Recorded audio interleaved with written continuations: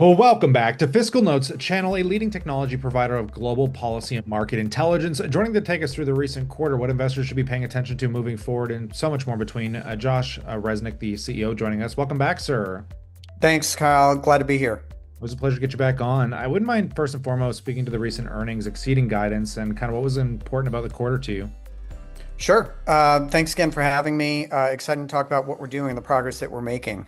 Q2, we hit the midpoint of our revenue guide. We exceeded our guidance for adjusted EBITDA, and we reaffirmed our guidance for the year. And so, what this tells you is that we're continuing to execute against the plan that we said we would do, where we're focused on continuing to expand adjusted EBITDA margins, where we are focused on the path to positive free cash flow as well, and also focused on getting to growth. And we've talked about that in the context of returning to sequential ARR growth beginning in the second half of this year.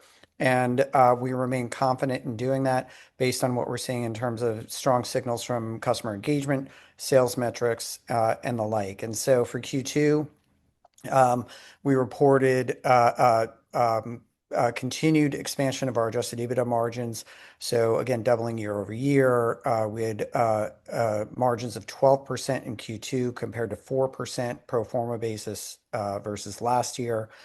Free cash flow continuing to show improvements where we've improved free cash flow by $68 million compared with this same on a trailing 12-month basis compared with the same period 2 years prior. So continuing to do the right things operationally, proceeding along with our strategic plan. And of course, we also announced a balance sheet realignment in the quarter as well. So it's been, Q2 was a busy quarter for us, and we're excited with the progress. We know there's more that we need to show, but we're seeing the positive signs that what we're doing is setting us on the right path, and we're excited about the road ahead.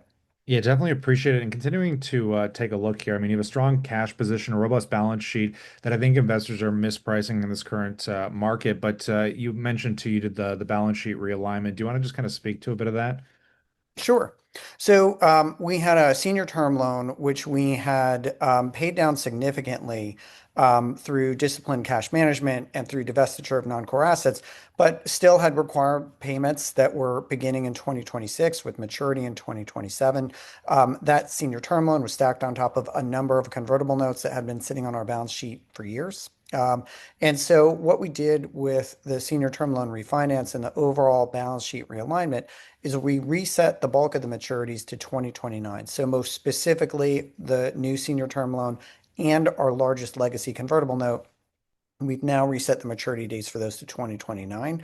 We've also paid down some of our other legacy notes, and overall just allows us to better manage our capital structure and gives us that long-term operating runway that we need, even as we have, deleveraged and continue to deleverage more going forward so that we right-size the balance sheet. Another good thing about it is, we do have a new long-term partner with our senior lender and MGG Investment Group, and we're excited about partnering with them for this next phase of our growth. And keep in mind also, just as part of that process, MGG did significant diligence on the company, worked closely with the management team, looked closely at KPIs, business plans, etc. So we take that as a very good vote of confidence in terms of what we've done and what we're doing. Yeah, and from an operational standpoint, you've been presenting at conferences, you announced a reverse stock split, and you did some benchmarker reports as well. I mean, maybe give us an idea in the latter half of the year here what investors should be focused on. Absolutely. So, like I said, we're excited about the progress we've made so far in the direction that we're going. On the reverse split, I'll just say the reverse split is necessary to bring the company into compliance with the New York Stock Exchange listing rules. And for anyone who wants to see the relevant info, there's an information statement on file with the SEC. What's important to understand there is we've announced a split that will get the trading price back in the neighborhood of $5, depending on where the stock trades the next few days, pre-split, and then, of course, where it goes post-split. There's certainly a perception versus reality issue with reverse split. So, we and our advisors have looked closely at different market precedents. And, we believe that a reverse split may allow our stock to be more attractive to a broader range of investors in the future. Having the stock at that level helps improve investor perception, can drive more demand. Obviously, the plan is that it would ensure continued compliance with listing standards. And overall, there's arguments that it will help enhance liquidity through reduction of volatility, making the stock more attractive for long-term investors. So, like I said, it's hard to predict where stock is going to trade in the future. But this is one of those things where there tends to be a perception issue with reverse splits that doesn't necessarily match the reality that you see in all cases. But most important is to understand then what does it mean in regards to how we look ahead and the operating fundamentals that we expect to see as a company going forward, because that's really what we believe will move the needle on the stock price in the long run. We've been doing things to manage the balance sheet. The real question is about this path back to growth. And what we've seen has been really encouraging in that regard. So if you look at the different data points that we're seeing in a couple different respects, I think you'll see what I mean. So from a commercial standpoint, we talked at the start of the year about how we saw some disappointing performance at the end of 2024 that cascaded into the start of 2025. Some of that was management and execution challenges, and we made changes and significant changes in the organization, and we're seeing some results come from that.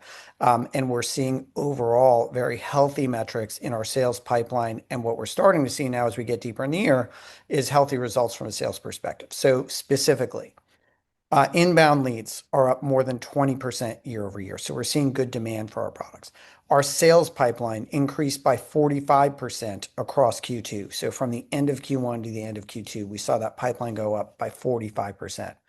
Quarter over quarter, so from Q1 to Q2, we saw an improvement of 400 basis points in our corporate win rates. And we saw a significant increase in contract value in the quarter as well, especially with our largest corporate customers. And so we're starting to see, what the proof points that we started to see were in top of funnel, so leads, pipeline, et cetera. But now we're starting to see that filter through to the closed ones that we have in the quarter as well. And so the improvement in win rates and the improvement in ACVs are really exciting to see.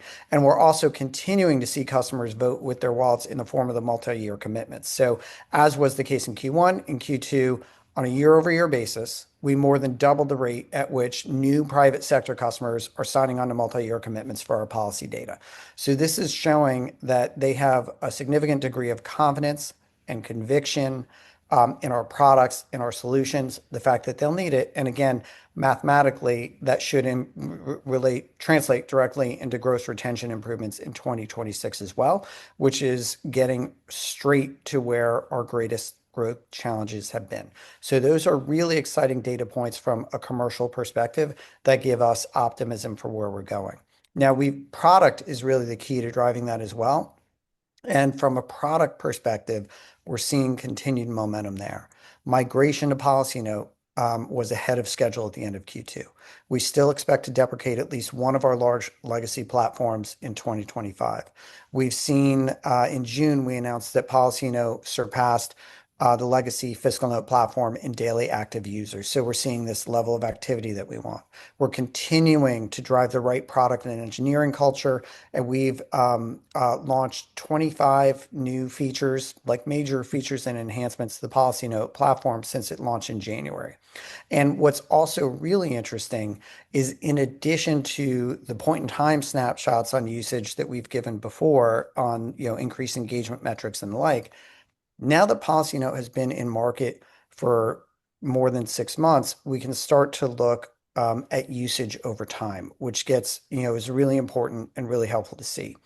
And this is where it gets really interesting. So if you look at an average user over their first quarter on PolicyNote, their usage actually picks up over time. So specifically, from the midpoint of their first quarter on the platform to the end of the quarter, usage goes up by 30%.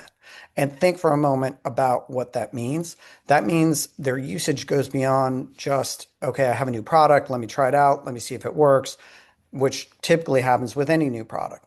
But what happens a lot of the time is that usage dies off over time. What we're seeing is the usage picks up over time. And so what that indicates is that users are truly finding value. They're building it into their workflow. And this is something that we expect to be a sustaining sign of long-term usage, which should then positively impact gross retention and net retention over time. Again, getting to the heart of our largest growth challenge. So we're continuing to see the right progress from a commercial perspective. We're continuing to see strong engagement metrics on PolicyNote.